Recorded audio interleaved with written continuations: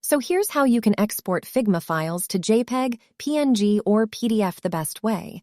It's quite easy and simple to do, but make sure you watch the full video so you don't miss out on any important steps. So the first thing you're going to do is open up any browser in your system. Head on to the search box and write www.figma.com. Now click on the first link, www.figma.com. Here is the top right corner on login. If you have created an account, then log in. Otherwise, create an account, enter your email and password here to click on login. Then your Figma page will open.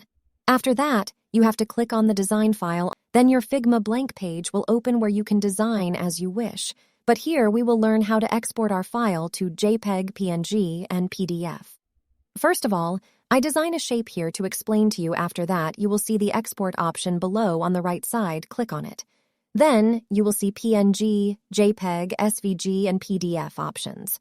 Now, if you want to export the file to PDF, select PDF and export your file.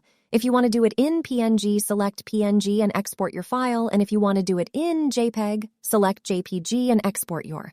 This way, we can export our design file to JPEG, PNG, and PDF.